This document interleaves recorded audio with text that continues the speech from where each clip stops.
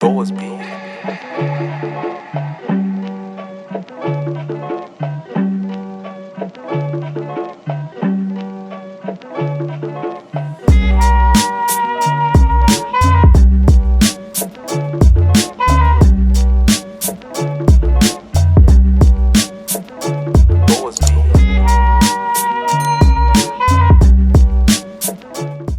Akhlou Paradise na Yakkou featuring ak Ndiolé mais Akhlou gars yi encore ñëwati nañ bii nag moom Ndiolé lañ si àndal te defe naa ni Ndiolé moom yéen ñëpp xam ngeen ko moom ci taasi bi la nekk waaw di ko teg muy nice waaw di ko xamante ni aussi tamit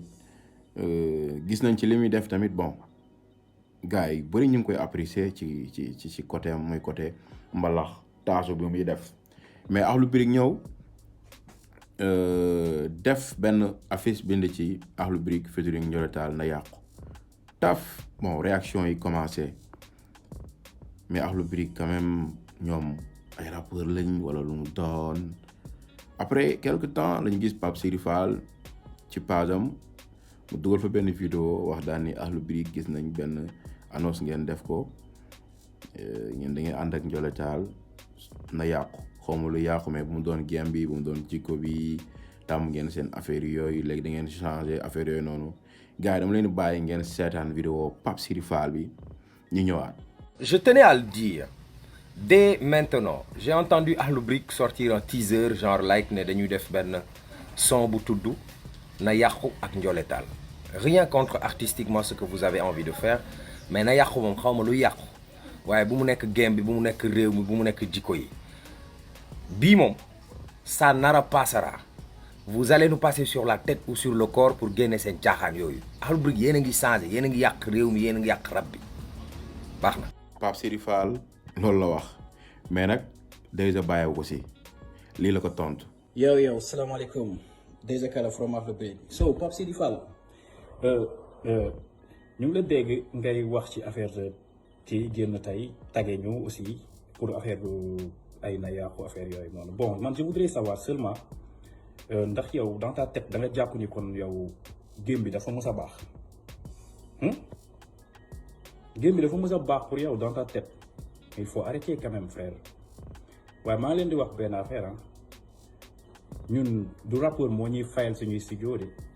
du rappeur moo ñuy fayal suñuy sound yi ñuy prise ba ñu war ñu wax lii ngeen war a def wala lee ngeen war a def loolu boo ko bëggee def da ngay bàyyi nekk rappeur nga ñëw nekk ci public bi en fait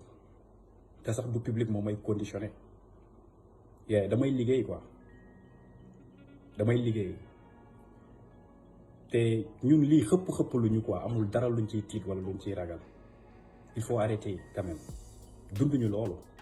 te ragaluñ ko te génnuñu sàmba balaa nga ko mbéj da ngay xam lu muy wëlis n'est-ce pas respect à Ndiolé sister ñu ngi kontaan bu baax ci sound bi di wax public bi nañ ko xaar léegi rek incha allah keneen ku ci am looy wax ak wala looy nekk di lijjanteeg yooyu lijjanti wuñ la quoi ndax doo ñu teree lu ñuy def wax leen lu leen sentir rek wax leen ko mais ñun lijjanti wuñ leen te aussi du ñu ay ragal il faut arrêter quand même. mais gars yi lii bon est-ce que dëgg la maanaam ñoom si seen dëgg la ñu nekk wala juste que dañuy def pour maanaam def benn deal pour maanaam xamal gars yi am na lu xew mais man jàpp ma ni lii juste que Pape Sidy si dëggam la nekkoon déjà ñëw tontu ko xam nga ku comprendre dul jàpp ni lii ñoom ñaar donc dañoo réeroo alors que réeroo amu si pour man quoi sama xalaat ndax déjà dégg nga soo xoolee réponse bi rek da ngay comprendre ni Dayza mu ngi dànkaafu gars yi quoi parce que ci biir wax bi yaa ngi dégg mu naan waaw du rapport moo ñu fayal lu ñu dugg studio wala dara xam nga donc ñun dañuy def lu ñu bëgg a def mu ne Pape Sidy yow bu fekkee ni nekkoo rapport bon xam wala nekkoo yow comme par exemple je sais pas lu mu si bëggoon jublu da ngay ñëw sol yére nga ñëw nekk si public bi doo ko mën a wax mais amul kenn koo xamante ne moo ñu wax lii la ñuy def voilà donc man si li ma jàng si seen ñoom ñaar seen affaire yi donc benn moyen de communication bu ngi def la boo xamante ni Pape Sidy Fall mu ngi wax pour xamal waa Akhlou Brick yéen a ngi def si loo xamante ni yëgoo la mais bu ngeen ko defee coow dina am léegi day ñëw tontu xamal ni ñun li ñu def ñun xoolu si ñu mu neex kii ak ñàkk neex kii quoi en tout cas dañuy def ñun li ñu fiil ndax du rappeurs yi ñooy génne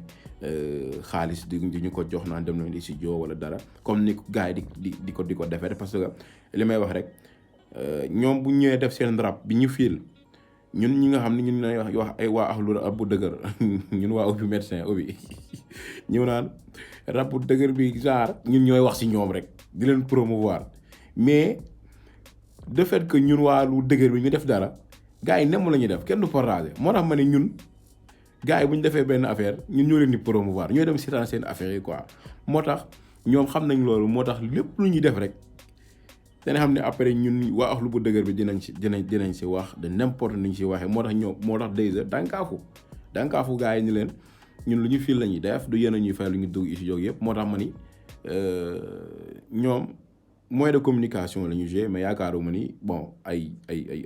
problème la yoo xam ne Pape Sidy Fall dafa ñëw nekk au sérieux en tout cas ñi ngi xaar son bi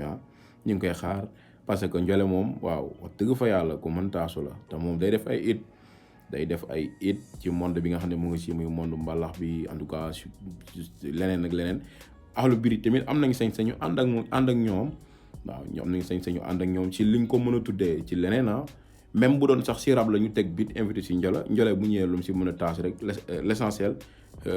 ci liñ ko invité moo xam bu dee bitu classique la wala leen lépp aussi mu fekk si hip hop d'accord on dit hip hop bu dee nag loo xamante ni leneen luñ def la dëpp wut ak ñoom bon ñoom ñoo xool leneen luñ koy tuddee mais ñun daal ñi ngi xaar bagage yàkkamte nañ ko trop